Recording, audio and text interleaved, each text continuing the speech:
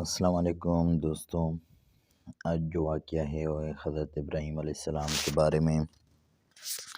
حضرت ابراہیم علیہ السلام جو اللہ کے برگزیدہ نبی اور پیغمبر ہیں، جن کو خلیل اللہ کا دوست کہا جاتا ہے، تقریباً 4000 سال قبل عراق میں پیدا ہوئے۔ 3 بڑے مذاہب یہودیت، عیسائیت اور اسلام کے عظیم پیغمبروں میں سے ایک ہے۔ یہودی اور عیسائی بھی حضرت ابراہیم علیہ السلام کو اپنا پیشوا مانتے ہیں۔ مذہب اسلام میں ان کو بڑی قدر کی نگاہ سے دیکھا جاتا ہے، چنانچہ قرآن کریم کی 14ویں سورۃ ابراہیم انہی سے موسوم ہے۔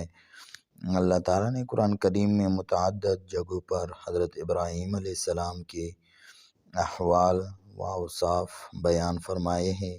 اللہ تعالیٰ نے قرآن کریم میں انہیں امت اور امام الناس کے لقب سے پکارا ہے اور انہیں متعدد مرتب حنیف بھی کہا ہے۔ قرآن کریم میں انہیں مسلم بھی کہا گیا ہے۔ قرآن کریم میں بہت سارا ایسے انبیاء کرام کا تذکرہ ہے جو حضرت ابراہیم علیہ السلام کی نسل میں سے ہیں۔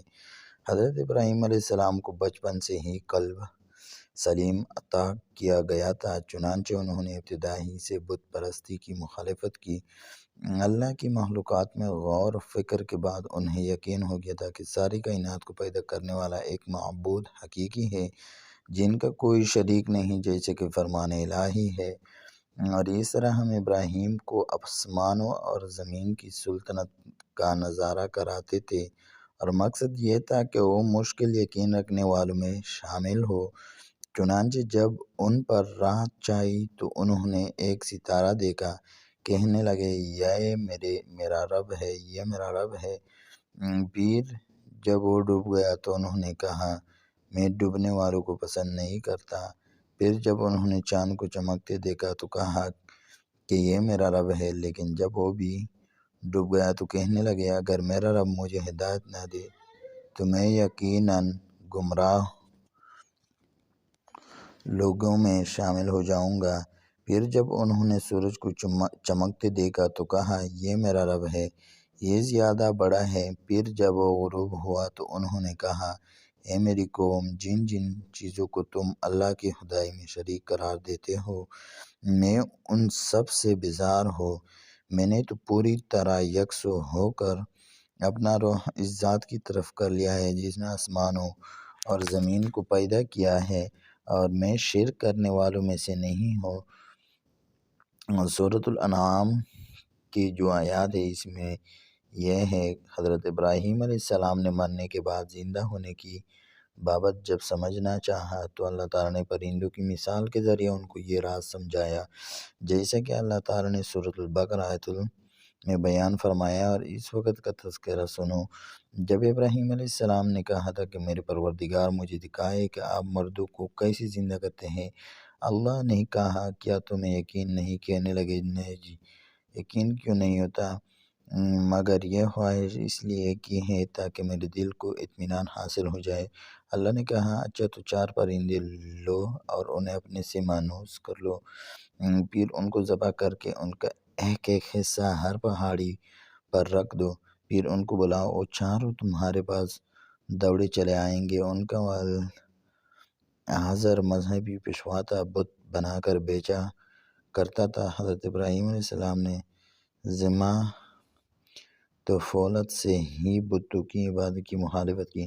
حضرت ابراہیم علیہ السلام کی کل کر بتوں کی مخالفت کے بعد ان کو قتل کرنے اور گھر سے نکالنے کی دھمکی دی گئی۔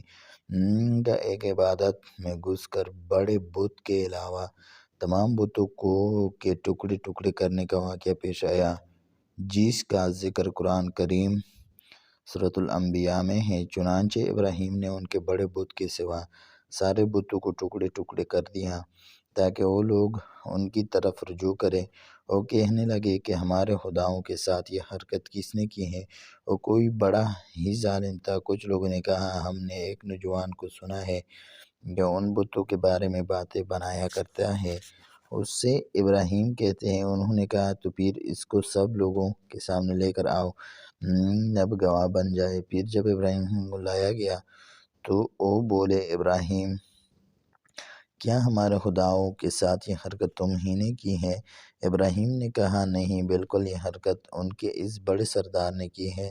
اب انہی بتوں سے پوچھ لو اگر یہ بولتے ہو۔ سورۃ الصافات 98 میں مذکورہ ہے کہ وہ کوئی جشن کا دن تھا جس میں ساری قوم شہر چھوڑ کر کہیں جایا کرتی تھی۔ حضرت ابراہیم علیہ السلام نے ان کے ساتھ جانے سے معذرت چاہی، اور جب سارے لوگ چلے گئے تو بت خانے میں جا کر سارے بتوں کو توڑ ڈالا، صرف ایک بت کو چھوڑ دیا۔ بعض روایات سے معلوم ہوتا ہے کہ اپنی کلہاڑی بھی اس کی گردن میں لٹکا کر چھوڑ دی۔ اس عمل سے حضرت ابراہیم علیہ السلام کا مقصد یہ تھا کہ وہ لوگ اپنی آنکھوں سے ان بتوں کی بے بسی کا منظر دیکھ سکے، اور یہ سوچے جو بت خود اپنا دفاع نہیں کر سکتے وہ دوسروں کی کیا مدد کریں گے۔ اور پیر نمرود بادشاہ کے ساتھ مناظرہ ہوا۔ مناظرے میں حضرت ابراہیم علیہ السلام کے منطقی جوابات پر غور کرنے کے بجائے مان جاری کیا گیا کہ اس کو جلا ڈالو اور اپنے معبودوں کی مدد کرو۔ ابراہیم علیہ السلام کو آتش نمرود میں ڈالے جانے کا واقعہ پیش آیا، مگر اللہ تعالیٰ کے حکم سے آگ حضرت ابراہیم علیہ السلام کے لیے ٹھنڈی ہونے کے ساتھ سلامتی اور آرام کی چیز بن گئی۔ یہ فرمان الہی ہے۔ وہ ایک دوسرے سے کہنے لگے آگ میں جلا ڈالو اس شخص کو اور اپنے خداؤں کی مدد کرو اگر تم میں کچھ کرنے کا دم ہم ہے۔ چنانچہ انہوں نے حضرت ابراہیم علیہ السلام کو آگ میں ڈال دیا، اور ہم نے کہا اے آگ ٹھنڈی ہو جا اور اے ابراہیم علیہ السلام سلامتی بن جا۔ سورۃ الانبیاء۔ عرضی کا اللہ تعالیٰ کے حکم سے وہ حضرت ابراہیم علیہ السلام کو کچھ بھی نقصان نہ پہنچا سکی۔ اس قوم کی بدنصیبی کی حد یہ تھی کہ اتنا بڑا معجزہ دیکھنے کے باوجود ایک آدمی بھی ایمان نہیں لایا۔ چنانچہ حضرت ابراہیم علیہ السلام عراق چھوڑ کر ملک شام تشریف لے گئے، وہاں سے فلسطین چلے گئے اور وہیں مستقل قیام فرما کر اس کی دعوت کا مرکز بنایا۔ ایک مرتبہ حضرت ابراہیم علیہ السلام اپنی بیوی حضرت سارہ کے ہمراہ مصر تشریف لے گئے۔ وہاں کے بادشاہ نے حضرت ہاجرہ کو حضرت ابراہیم کی اہلیہ حضرت سارہ کی خدمت کے لیے پیش کیا۔ اس وقت تک حضرت سارہ کی کوئی اولاد نہیں ہوئی تھی۔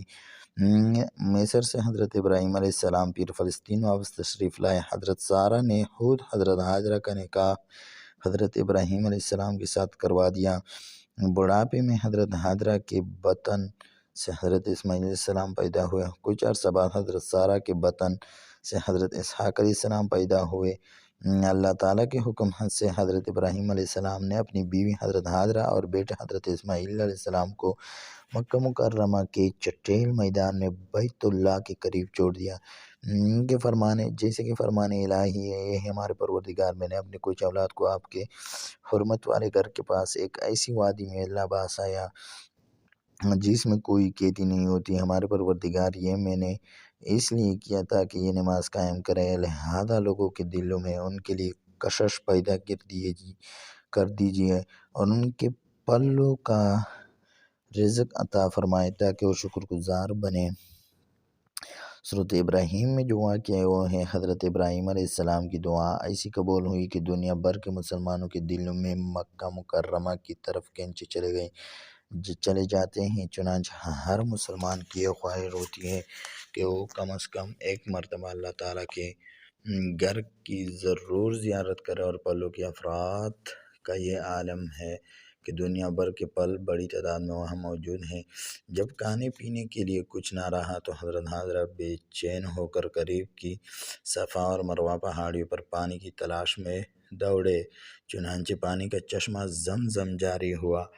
کچھ مدت کے بعد ایک قبیلہ بنو جرہم کا ادھر سے گزر ہوا۔ پانی کی سہولت دیکھ کر انہوں نے حضرت ہاجرہ سے قیام کی اجازت چاہی۔ حضرت ہاجرہ نے وہاں قیام کرنے کی اجازت دے دی۔